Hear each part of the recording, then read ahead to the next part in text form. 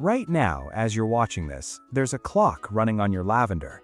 It started the moment those first flower spikes began to fade, and it runs out somewhere around the middle of August. What you do inside that window decides two things: whether you get a second wave of bloom before the season ends, and whether your plant comes back next spring as a tight silver dome or a woody, split-open mess with a bald patch in the middle. And here's the frustrating part. Most gardeners spend July doing exactly nothing to their lavender because it looks fine. It's blooming, the bees are on it, why touch it? That why touch it instinct is precisely where things go wrong. Lavender is one of the very few plants in your garden where July is not a rest month. It's the pivot month. So in the next few minutes, I'm going to walk you through the entire July playbook, step by step, in the order you should actually do it. How to read the signal your plant is giving you right now, the one cut that does two jobs at once, the watering trap that quietly kills more lavender in July than any drought ever will, and a bonus move at the end that gets you free lavender plants for next year while you're at it. Stay with me because the order matters as much as the steps. Number 1. Read the signal. Let's start with the signal because everything else hangs on it. Walk out to your lavender today and look closely at the flower spikes, not the plant as a whole, the individual spikes. Early in the season, each spike is a saturated violet or purple. The little buds are plump, and if you brush your hand across them, the scent almost jumps at you. But as July moves along, the spikes begin to change. The color dulls first, shifting from that rich purple toward a grayish, washed-out lilac. Then the tiny individual flowers on the spikes start to drop or shrivel, and the spike begins to look more like a seed head than a bloom. Here's your working rule. When roughly half the spikes on the plant have made that shift, dulled, dried, past their peak, your window is open. Not when the plant is in full glorious bloom, and not when every last spike is brown and crispy. Half faded, that's the trigger. A lot of gardeners wait until the whole plant looks spent, because cutting flowers that still have some color feels wasteful. But every week you wait past that halfway point, the plant pours more energy into ripening seed instead of building new growth. And in cooler climates, you're burning the recovery time it needs before autumn. Watch the bees too. When they start losing interest in a plant they were swarming 2 weeks ago, they're telling you the nectar is finished. The bees know before you do. Quick one, if you actually want a step-by-step guide for all this, maybe your plant's struggling or you just can't get it to bloom, I put every fix into one cheat sheet. You get everything in my Plant Fix and Bloom cheat sheet. It's the first link in the description. Let's continue. Number 2, make the one cut that does two jobs at once. Once you've confirmed the signal, it's time for the cut. And this is the single most important thing your lavender needs every July, so let's get it exactly right. Most people who do prune in July make one of two mistakes. Either they deadhead, snipping off just the spent flower stalks and nothing else, or they get ambitious and hack the plant back hard, cutting into the thick, brown, woody stems at the base. Deadheading alone is too timid. It tidies the plant but does nothing to stop it getting leggy. Cutting into the brown wood is fatal, and I mean that almost literally.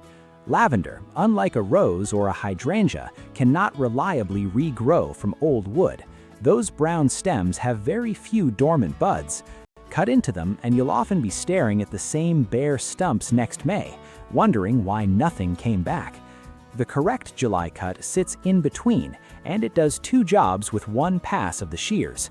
Take a clean pair of secateurs or head shears and cut each stem so you're removing the spent flower stalk, plus about the top third of the green leafy growth beneath it. You're going deeper than a deadhead, but you're staying entirely in the soft, silvery green part of the stem where there are leaves. Look at any stem before you cut, and you'll see the boundary clearly. Green and flexible above, brown and rigid below. Your blades never cross that line. As you work, shape the whole plant into a slightly rounded dome, a bit like a bread loaf or a hedgehog. The dome isn't cosmetic. A domed lavender sheds winter rain instead of letting it pool in the crown, and it keeps growth even so the plant doesn't splay open under its own weight in a year or two. Why does this one cut matter so much in July specifically? Two reasons depending on where you garden. If you're in a warm climate with a long season, this cut is what triggers a genuine second flush of flowers in late summer. The plant responds to losing that top third by pushing fresh growth and, very often, a new round of spikes in September. If you're in a cooler climate, the second flush may be modest or may not come at all, but the cut still matters just as much because it gives the plant 6 to 8 weeks to regrow and harden that new growth before the first frosts. Do this same cut in September or October instead, and you send tender new shoots straight into the cold, where they get burned off. Skip it entirely year after year, and you get the classic 5-year-old lavender, a ring of woody legs with tufts on top and a dead cave in the middle. That plant wasn't old, it was just never cut in July. One more thing while your shears are out, don't throw those trimmings on the compost heap yet. Set a handful of the best stems aside in a jar of water in the shade. We're coming back to them at the end of this video, and you're going to be glad you saved them. Number 3. Escape the watering trap. Now, the watering trap. This is the part of the July playbook where doing what feels caring is exactly what does the damage. It's the hottest month of the year for most of us. Everything in the garden is gasping. So you drag the hose around every evening and you give the lavender a drink along with everything else because leaving it out feels like neglect. Here's the problem. Lavender's #1 killer in July is not heat and it is not drought. It's moisture sitting around the crown and roots in warm weather. Warm plus wet is the exact recipe for the root and crown rots that take a lavender from silver and healthy to gray and collapsed in about 2 weeks. And by the time you see it wilting, people usually read the wilt as thirst and water it even more, which finishes the job. A wilting lavender in July is far more likely drowning than dying of thirst. So here's the July watering rule for lavender in the ground. An established plant, meaning anything in its second year or beyond, gets nothing on a normal week. Its roots run deep, and it was built for hillsides that bake all summer. Only if you hit a genuine extended heat wave, think 2 weeks or more with no rain and punishing temperatures, do you step in, and then you do it once. A slow, deep soak at the base of the plant, early in the morning, water on the soil and never on the foliage. Then you walk away again. First-year plants that went in this spring are the exception. Their roots are still shallow, so they get that deep morning soak roughly once a week in dry spells. And lavender in pots is its own case entirely, because containers dry out fast. Potted plants may need water every few days in July heat, but the same rules apply. Morning, at the base, and only when the top few centimeters of compost are actually dry to your finger. Evening watering, the thing most of us default to, is the worst option for lavender, because the plant then sits damp through the whole night, and warm, damp, still night air is exactly what fungal problems are waiting for. Number 4, swap the mulch for gravel. While we're down at the base of the plant, check what's touching the crown, because this next step takes 2 minutes and saves plants every single summer. If you mulched your beds in spring with bark, compost, or wood chips, which is great practice for most of the garden, that organic mulch is now doing quiet damage where it touches your lavender. It holds moisture against the stems and it keeps the crown humid, which is the opposite of what this plant wants in July. So pull any organic mulch back so there's a clear, bare ring around the base of the plant, a handspan wide. If you want to go one better, fill that ring with a layer of gravel, grit, or coarse sand instead. Mediterranean growers have done this forever, and it works 3 ways at once. It dries the crown fast after rain, it stops soil splashing up onto the lower stems, and it bounces light and warmth back up into the plant, which lavender genuinely loves. It even makes the silver foliage look sharper against the stone, so you get a better looking bed as a side effect. Number 5, lock away the fertilizer.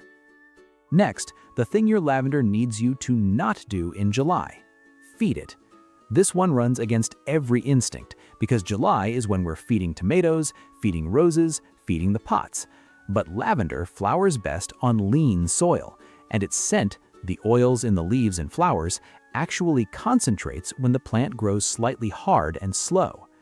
Give it fertilizer in midsummer, and you get a flush of soft, sappy, dark green growth that flops open, resists nothing, and carries less fragrance. Worse, in cooler regions, that soft growth won't harden before winter and gets killed off first. If your lavender flowered poorly this year and you suspect the soil, make a note and deal with it next spring, with a little grit worked in and maybe a whisper of low nitrogen feed. But in July, the kindest thing in your fertilizer cupboard is the closed door. Number 6, open up the airflow. There's one more environmental check before we get to your free plants, and almost nobody does it. Airflow. Gardens fill out by July. The perennials you planted a polite distance from your lavender in April have now flopped over it. The ornamental grasses are leaning in, and suddenly your lavender is sitting in a green pocket of still, humid air. Lavender wants moving air around it the way it wants sun above it. So take 5 minutes and clear a margin, cut back or stake up whatever is crowding it, so air can move freely through and around the plant. In humid summer climates especially, this one adjustment does as much to prevent disease as anything you can spray. Number 7, turn your trippings into next year's plants. Now, those trippings you saved in the jar. July is prime time for lavender cuttings because the stems are what growers call semi-ripe, firm enough at the base not to rot, soft enough at the tip to still root readily.